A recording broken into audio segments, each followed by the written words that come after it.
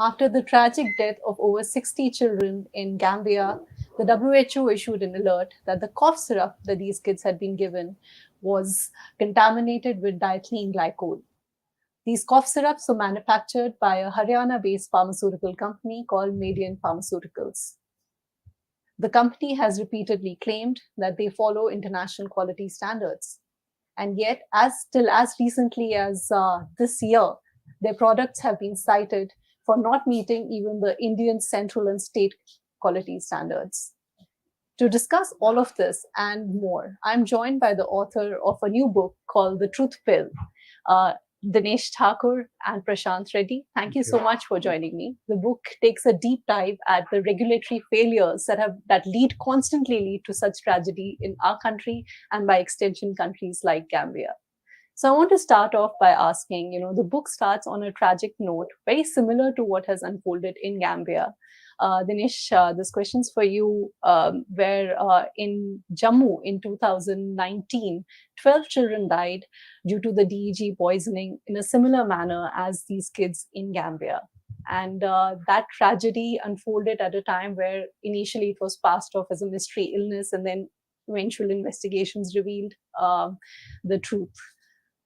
It's been 4 years since then. Why do we keep seeing such tragedies take place? And what could we have done then to stop a tragedy like what happened in Gambia? Well, thank you for having us.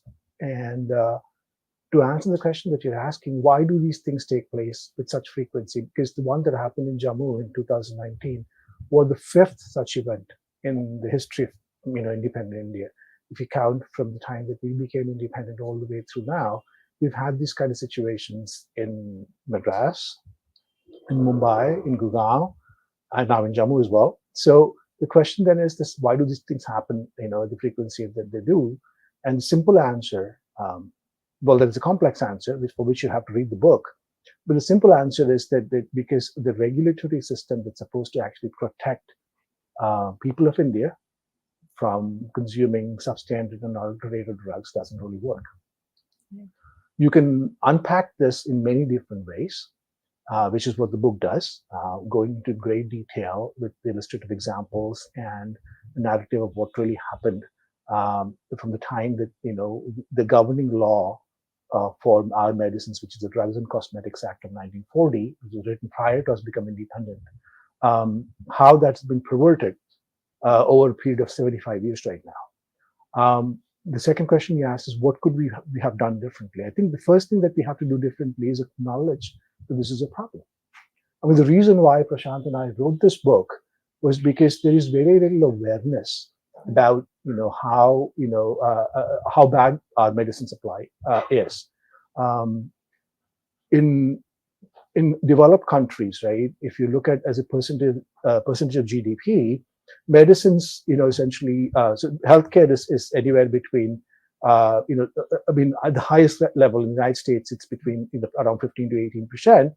In underdeveloped countries, is much less. But in India, it's very unique because medicines expense is almost a third of our spend, both out of pocket and what the government spends on providing healthcare to our people. So a third of what we spend on health goes into medicines. And there's so little in the way of academic research, understanding of how the entire system works. And that was the reason why we thought that it was important for us to document this in the book. And one of the things that you mentioned, and what could have prevented, as I said, a tragedy like this from taking place is the company saying repeatedly that the raw material they procured to make these drugs were from certified licensed companies. And so we followed all the procedures. But I think you pointed out earlier, and you also, Prashant, saying that they don't actually test the raw material that comes to them. And is that part of the regulatory failure at every level that we see in India? Yeah, I mean, so all of these tragedies have happened because one of the inputs, generally it's industrial solvent like propylene glycol, which is used to dissolve the medicine into a form of a syrup. Especially for children, that's an easier way to give them the medicine. Now, it's a known fact that all these tragedies have happened because the input material, this particular solvent, has not been tested for contamination. because they're all procuring this from chemical traders, and these guys will be selling different grades of the solvent to different companies, which is why the law mandates, because they've learned from previous mistakes, the law mandates that these excipients have to be tested. Right. And these pharma companies are clearly not testing it.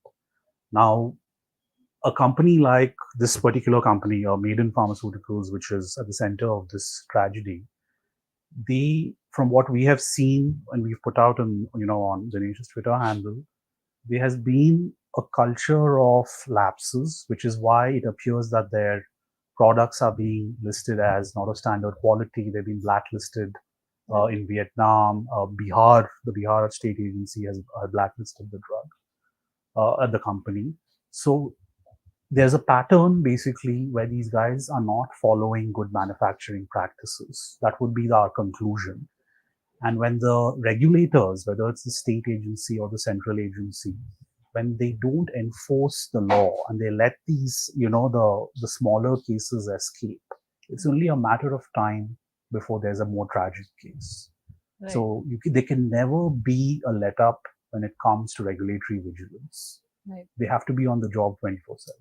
So one of the things that you mentioned in the book is how the regulatory system for pharma is structured in India, where there's certain power that rests with the center, but most of the power actually rests with the states. Yes. The center would approve the drugs and approve importing of drugs, but prosecution, manufacturing, distribution, sale all lies with the states. Is that structure also responsible for different states having different standards, and as a result, tragedies like these happen? It does. I mean, clearly, India is one market, right?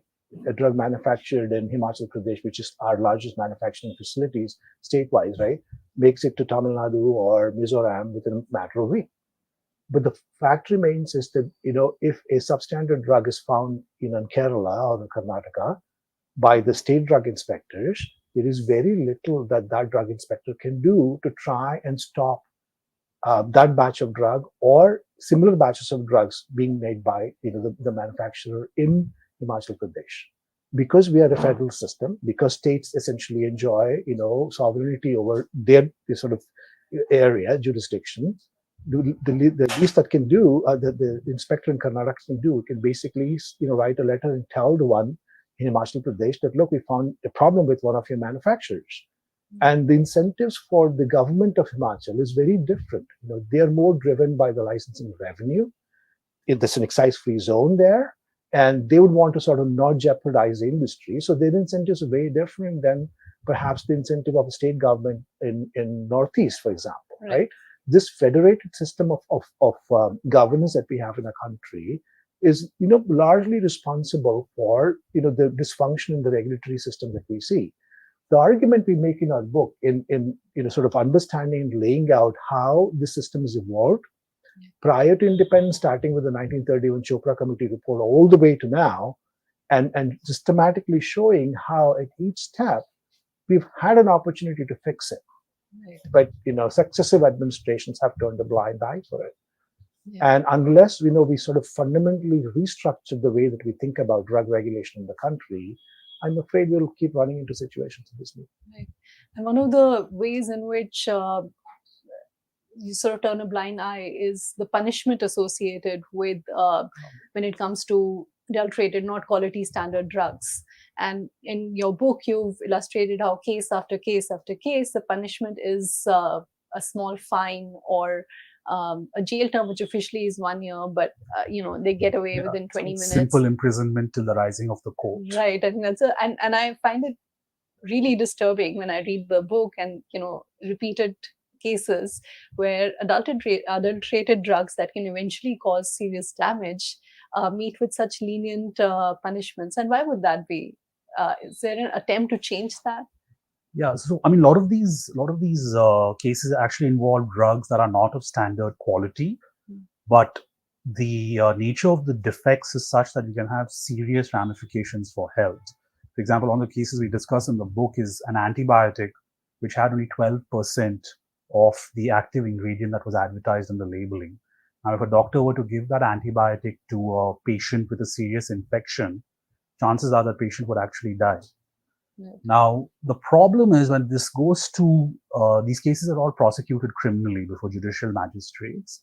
And we have seen cases like, for example, this case of the antibiotic, where the drug inspector tells the judicial magistrate that, oh, it's okay, my lord, they just have to take more of the drug if this doesn't work. Right. That's not how medicine actually works. Yeah.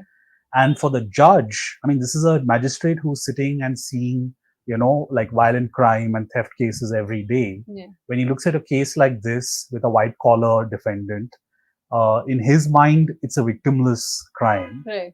So, which is why they seem to be going extra lenient. We saw this pattern across states, Maharashtra, Karnataka, Tamil Nadu, especially, because those are the states we could access judgments from. Right. And it's very, very deep rooted. Now, if there was a political signal that went out to these drug inspectors that no, you need to ask for at least the minimum punishment prescribed in the law, which is 1 year, Yeah. then perhaps they would push judges to, be a little bit stricter. The overall, like across the country, across the drug regulatory regime, there's a very chalta hai attitude towards drug regulation, which is why you let the small cases go, you're going to see a big tragedy like what happened in Right. Gambia. And in fact, in a tragedy like Ramnagar in Jammu, where 12 children died, what's happened to that case? Did anything move in that case itself? So we just learned like this week there was an article in the Tribune that said that they still haven't filed the charge sheet. Right. The 4 people who were accused, of adulterating that particular drug, Cold Best PC, with that company in Himachal called Digital Vision. It's been so many years right now. There hasn't been a charge sheet filed. That kind of tells you what the modus operandi is, right? So when events of this nature actually happen, this becomes news, perhaps stays in people's memory for a few days, and after that everybody forgets. And until the next time that the tragedy happens, people don't remember what happened in Ramnagar, right? The fact that 66 children died in the Gambia has brought attention to what happened in Ramnagar. But without that particular incident, how many people would have remembered what happened in Ramnagar, right? And that is the true nature of the tragedy. That we essentially brush this thing off and we don't think about these things. Because remember, healthcare is not something that we deal with every day. It's only when we fall sick that we think about going to a doctor, right? Right.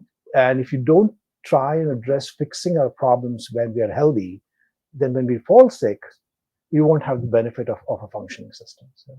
So when it comes to drug regulation and when it comes to inspectors who actually go and inspect these factories, if they do, and when it comes to qualifications of these people, there's something that you guys mentioned in the book that they need to be ahead of the curve, but a lot of time they're way behind in terms of education, in terms of awareness, in terms of knowing what needs to be done. So are there any reforms that you suggest that would help lead to better inspections and better equality of inspectors who would actually take responsibility or something like this? Well, I think the starting point has to be more transparency, because even when we were researching for this book, the only state which gave us inspection reports was Karnataka.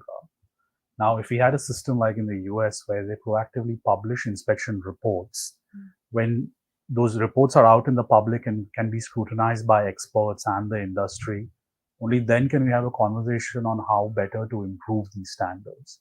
Because I think part of the problem right now is we suspect that in a lot of states, inspections don't even take place. Right.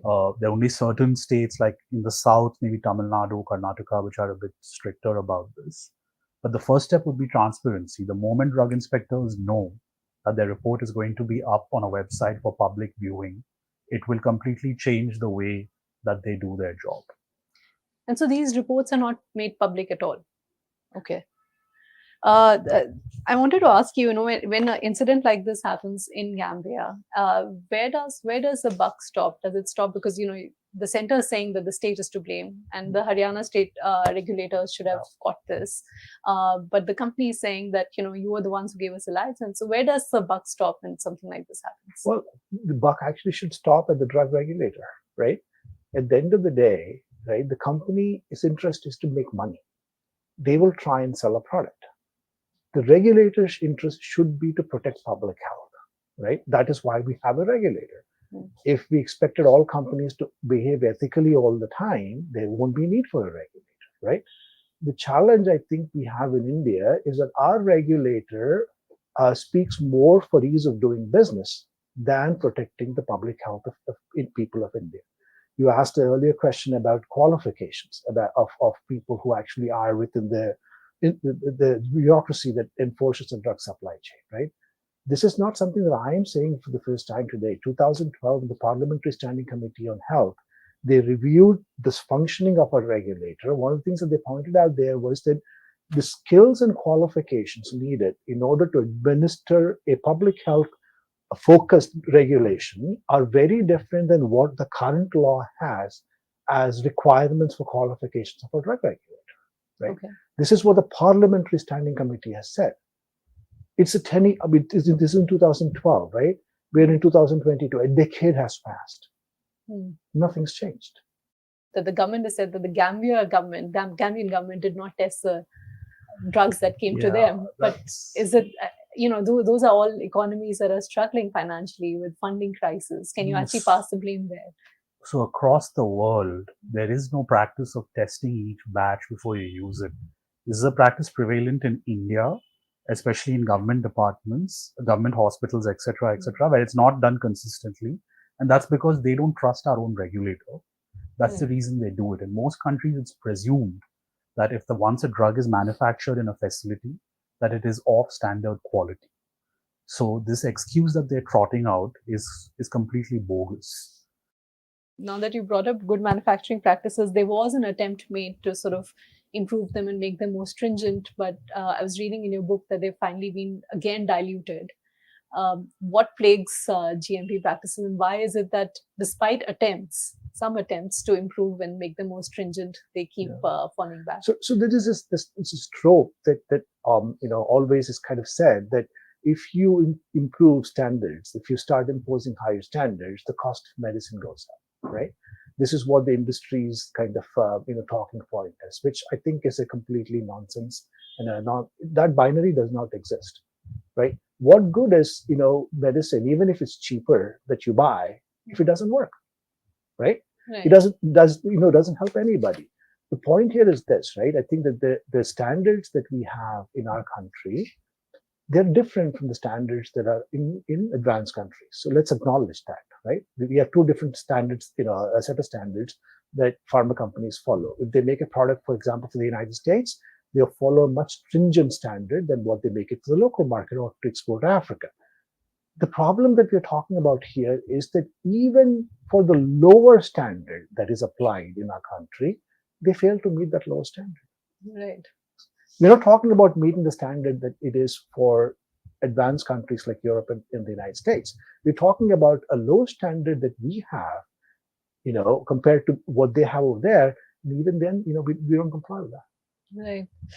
In fact, you point out various flaws in the recent drug medical devices and cosmetic bill, which is meant to replace the 1940 Drugs and Cosmetic Act. And there are several loopholes even in this new act that will eventually replace the older version. And I think you pointed out absence of good distribution practices, good manufacturing practice codes. If you could just sort of point out to 2 or 3 major loopholes that still continue to exist and, that need to be looked at.